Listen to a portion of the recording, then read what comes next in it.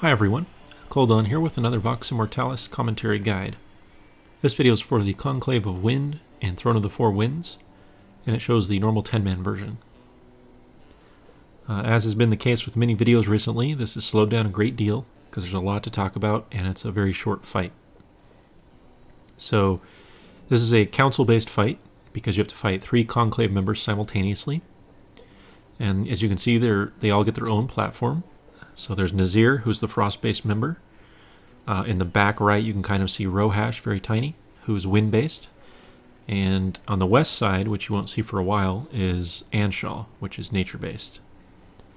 They will all remain on their own platform, and because of that, you need to split up your raid properly so that there's always at least one raid member active on each Conclave member's platform at all times. If for any reason there isn't an active raid member on the platform, that Conclave member will use a raid-wide AE that's extremely dangerous. Not necessarily raid wiping, but it is if it happens for more than a few seconds. So in all cases, it's just stacking damage over time and then an additional effect. So for Nazir, he'll drop your haste a great deal. Rohash will silence the raid. And Anshal is a healing debuff, I believe. In any event, try to manage things so that no one, so there's always someone on each platform and you'll be okay. The other main thing is just really the setup of the raid is one of the key things. Once you figure out how you're going to manage your raid groups, how you're going to manage your positioning and swapping, the fight becomes pretty simple and execution is not that hard. So you can see Nazir. I'll explain his abilities briefly. He has Permafrost, which he's channeling there, and it's just a conal attack on the tank. Frost damage every second for 3 seconds, so don't stand on the tank. He also will drop a Frost Patch under a random person on his platform, which snares you and does damage over time, so get out of that. And then the last thing, and really the ability that the fight all revolves around, is Wind Chill, which is a stacking debuff applied to everyone on his platform. And you can see at the bottom right I have 4 stacks right now. And that does a little bit of frost damage, but more importantly, it will increase the frost damage you take by 10% per stack. So because of that, and it lasts 35 seconds, you need to manage your stack number by swapping the people that are active on Nazir at any given time. So the way we do this is, as you can see at the start of the fight, there was only a tank, myself, and my healer on Nazir. Everyone else in the raid is split up amongst Rohash and Anshaw. The way we split is 1 healer and 2 ranged DPS on Rohash, and then 1 healer, 1 tank, and 3 DPS on Anshaw. And I'll explain why there's a little more DPS on Anshaw in a moment. But essentially, we're not really DPSing Nazir most of the fight, and I'll show you why at the end. But as you see at the bottom, he has an energy bar. All Conclave members have an energy bar up to 90 max, and it will gain energy on its own over time. Once it reaches 90, all of them will begin casting their ultimate ability. And this is where the timing and swapping comes in. If you notice, there's a sort of a ramp there on the end of the platform, which I just stepped onto. And when anyone steps on that, which is about 5 yards close to the edge, it will launch you to the other platform. You can go all the way around to any platform you want. And then you'll get launched to the other person's area. And the reason we went at that time was because we wanted to transfer over to Anshal's platform here just before his ultimate ability, meaning just before he gained 90 energy. Once the ultimate actually begins to cast, I don't believe you're able to actually go over on those wind currents, meaning you're sort of locked where you were stuck. So because of that, what we wanted to do was land over here on Anshal's platform just before the ultimate, and that way there wouldn't be a time of crossover where no one is active on the other platform. So you can see he casts his Zephyr there, which is a 15-second channel. That's his ultimate ability. It heals him for 25,000 a second, which is pretty low. But more importantly, it gives him that stacking debuff that increases his damage a great deal, and his size also, as you can see. So when he finishes his ultimate, it's important to have cooldowns ready for that tank, because he hits really hard for a brief period. And then once that buff leaves, then it's pretty standard. He doesn't do that much. So I'll explain the other ultimate abilities in a minute here.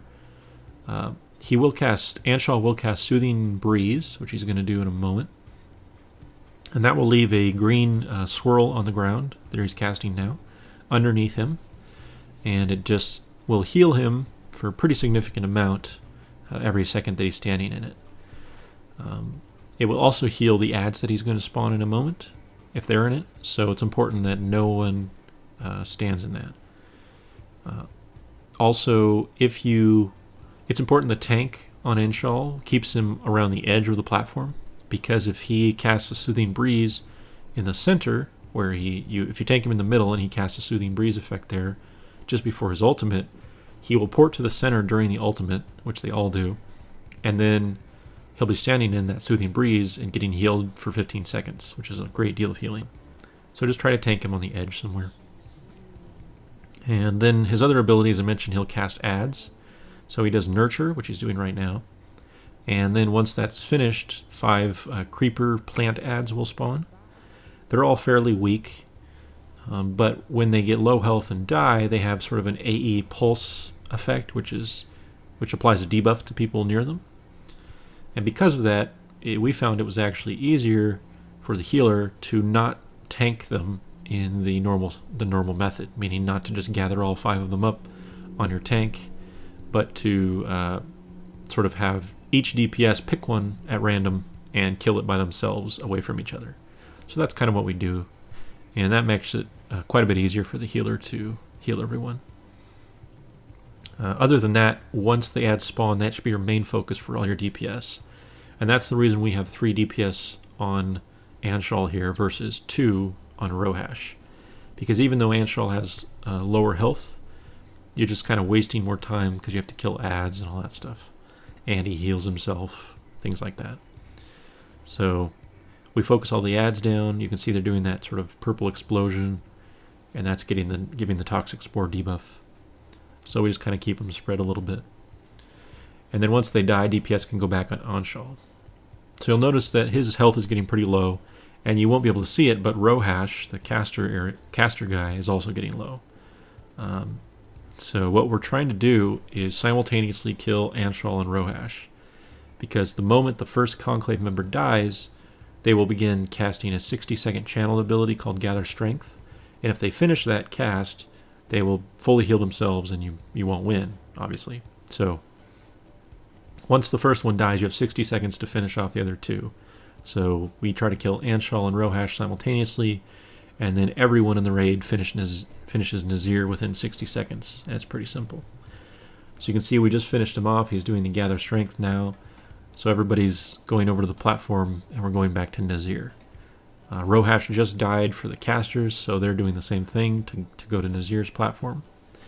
And then you'll notice the timing is such that it's just before the ultimate ability. He's at 85 out of 90, so he's going to use his ultimate soon. So I'll explain that in a moment, but quickly, Rohash's abilities, you never get to see them. But as I mentioned, there's a healer that's sort of the tank there. He does just a single target nature attack. That's pretty weak. But he also casts tornadoes that will float around the room randomly, so don't get hit by those. And probably the most dangerous thing on Rohash is the what's it called? There's a knockback effect. I can't remember the name, but he will basically shoot a cone out in front of him, and then he'll turn clockwise. And if anyone gets hit by that, they get knocked off the platform. And of course, if everyone on his platform gets hit, then that triggers his very dangerous ability where he silences the raid and all that. So that's the main thing. You can see right now the ultimate ability is going off for Nazir, which is Sleet Storm. And this is, again, sort of one of the things that the fight revolves around, because Sleet Storm does 30,000 damage per second, but it splits the damage amongst all valid targets on his platform. So during the normal course of the fight, you're going to have one healer on Rohash, one tank, and one healer on Anshaw, but then all 7 other raid members will be on Nazir's platform during the ultimate. And that will split that 30,000 damage by 7 people, so it becomes very, very easy to heal. Also, because you're swapping tank and healer just before ultimates, then those two people don't have the frost damage debuff during the ultimate, and that's also easy to heal. So again, that's really the entire complexity of the fight, is managing the tank and healer swaps, getting all 7 people on Nazir's platform for the ultimate, then all the DPS go back, and just the tank and the healer team remain, the fresh set. And then before the next ultimate, everyone comes back again, the tanks and the healer from Anshal swap over, and that's it. So, that was a lot, but I hope it made sense. Thanks for watching, and good luck.